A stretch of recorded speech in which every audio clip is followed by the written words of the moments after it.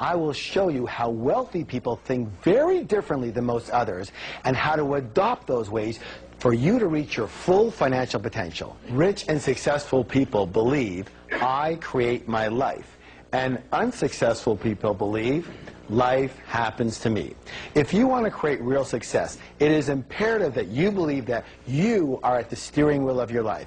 You have to believe that you are the one who creates your success, you are the one who creates your mediocrity, and you are the one creating any financial struggle. But instead of taking full responsibility for their lives, most people instead, they play the role of the victim. What's it say, please? Victim. Now, victims usually leave 3 indelible clues. So the first one they seem to have in common is they often do a lot of this. What's the word, please? Blame. Thank you. They blame the economy. They blame their type of business. They blame the stock market. They blame the real estate market. They blame the city they live in. They blame the taxes or the government or their employee or their employer. They blame their manager. They blame their partner. They blame their upline. They blame their downline. They blame their husband. They blame their wives, their boyfriend, their girlfriend. It's always something else. It's always someone else. And everyone wants to blame their parents for something. Or they do this.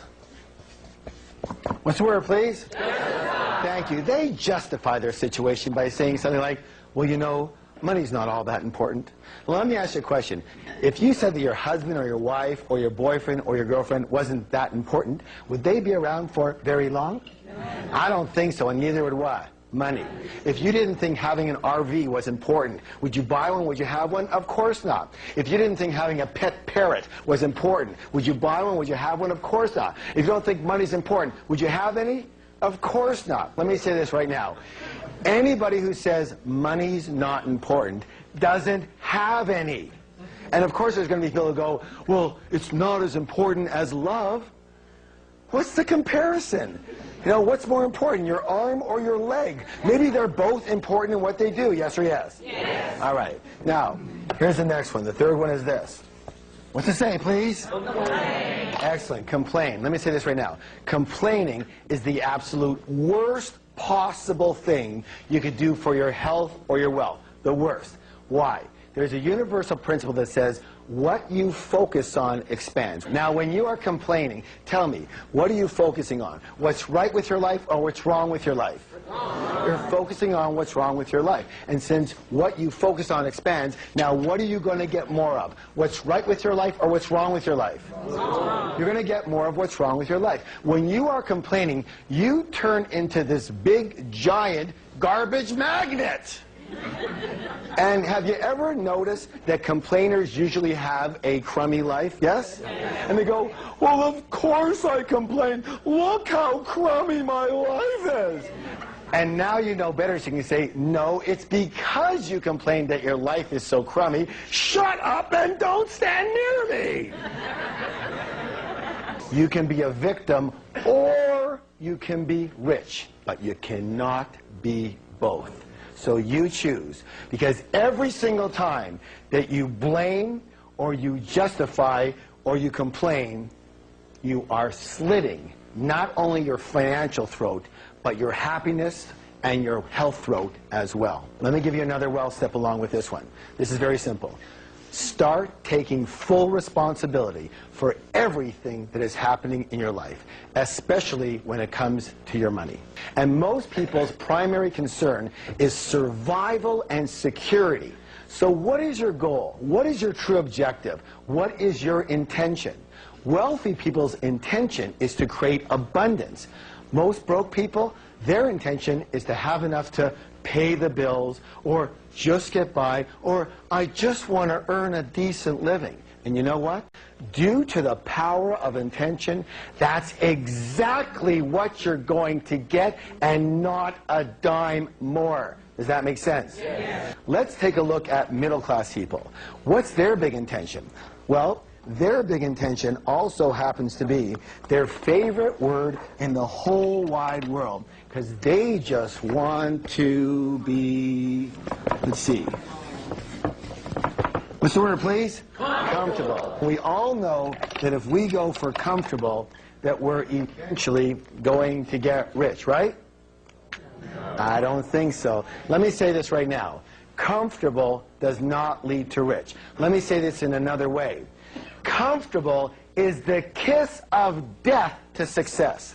What you have to do to be successful and wealthy and rich is completely different than what you need to do to just be comfortable. Raise your hand if you know what I'm talking about here. All right, now, so we all know that comfortable does not lead to rich. On the other hand, if you go for rich, hey, you're probably going to end up mighty comfortable. There's a saying that we have that if you shoot for the stars, you're at least going to hit the moon. Most people don't even shoot for the ceiling in their house, and they wonder what the problem is. The problem for most people is this. It's not that your goals are too high and you miss them. It's that your goals are too low and you hit them. Let's go to another wealth secret. Here's a big one. Rich and successful people admire and model other rich and successful people. And what do most other people do? They resent the heck out of them, don't they? Most people look at other people's success with resentment or jealousy or envy, or they sniff, they're so lucky, or they whisper underneath their breath, those rich jerks, right? You have to realize something so simple, that if you view rich people as bad in any way, shape, or form, and you want to be a good person, then you can never be what? Rich. All right, let's go to the next wealth secret. Rich and successful people are bigger than their problems, and most other people are there for what? Smaller than their problems. The secret to success, my friends, is not to try and avoid or get rid of your problems. It's to grow yourself so you are bigger than any of your problems. All right, I want to show you a chart that changed a lot of people's life. Would you like to see it? Yes. So here you are. There's the size of you, and there's the size of your problems. And let's say we're on a scale here, and it goes from 1 to 10. So here we are, and we have a level 5 problem. What level is that, please? 5. But you happen to be a level 2 person. Question, is that a big problem or a little problem? Big. That's a big problem to you, isn't it? But let's say you grow yourself, you work on yourself, you grow yourself, and grow yourself to be, say, a level 8 person. Same problem, big problem, little problem. Little. That same problem turned into a little problem, unless you continue to grow yourself and you become a level 10 person. Big problem, little problem? No problem. It doesn't even register in your mind as a problem at all. You just see it as another thing to do. Raise your hand if you understand what I'm talking about here. Excellent. Meaning it's never about the size of your problems. It's always about the size of you. So here's another important wealth step. Continue learning. Rich and successful people are willing to learn and grow. Unsuccessful people think they already know. What is it that usually prevents us from taking the action we even know we need to be taking? What's the word, please? One more time, please. Fear. Fear. And how many people agree that fear and doubt and worry are among our greatest obstacles, not only to success, but to happiness as well? And therefore, one of the biggest differences between rich people and poor people and middle-class people is that rich and successful people are willing to act in spite of fear, and most other people let fear stop them.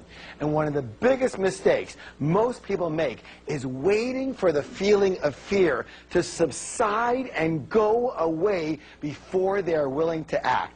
And these people usually wait forever. You know, in our program, we teach that the secret is to tame the cobra of fear. What's the key word? Tame it. It doesn't say kill the cobra. It doesn't say run away from the cobra. It doesn't say get rid of the cobra. It says what? Tame the cobra of fear. Listen closely. This can change your life. It is not necessary to try and get rid of fear in order to succeed. Rich and successful people have fear. Rich and successful people have doubts. Rich and successful people have worries. They just don't let those feelings stop them. Unsuccessful people have exactly the same feelings, but they let those feelings stop them.